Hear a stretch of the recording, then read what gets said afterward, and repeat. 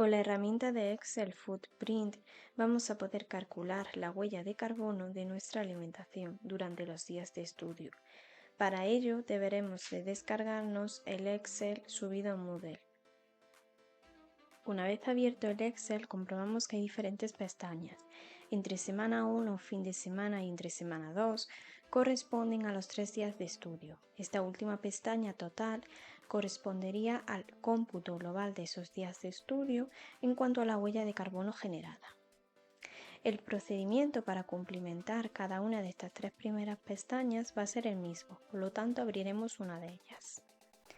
Las columnas a cumplimentar son la columna consumo y la columna kilómetro, las cuales están sombreadas de amarillo. En esta primera columna, consumo, indicaremos el consumo diario en gramos que realizamos de cada uno de estos alimentos. Como podemos comprobar, los alimentos están agrupados por grupos de alimentos. Por otro lado, en la columna kilómetro, corresponde a la distancia media recorrida por cada uno de estos alimentos. Es muy importante que conozcamos la procedencia de cada uno de esos productos. Además, los kilómetros que deberemos de indicar en esta columna son de la distancia recorrida por vía carretera. Es decir, si el alimento se ha transportado vía aérea o vía marítima, deberemos de establecer un kilometraje fijo que será de 1000 kilómetros. Una vez que cumplimentamos los 3 días de estudio, vemos como en el margen derecho del Excel se ha generado una gráfica en cuanto a la contribución de cada uno de los grupos de alimentos a la huella diaria de carbono. En esta gráfica observamos que los grupos de alimentos que contribuyen en mayor medida a esa huella de carbono sería el grupo de las frutas y las hortalizas y en segundo lugar el grupo de los cereales y preparados de cereales. Además, podemos observar qué factor influye en mayor medida en esa huella de carbono, si el transporte o el sistema.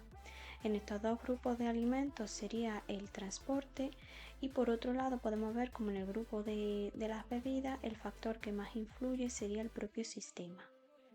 Eso lo vamos a ir comprobando para cada día de estudio y finalmente llegamos a la gráfica total, donde se han recopilado de forma automática los datos de cada día de estudio, día 1, día 2 y día 3.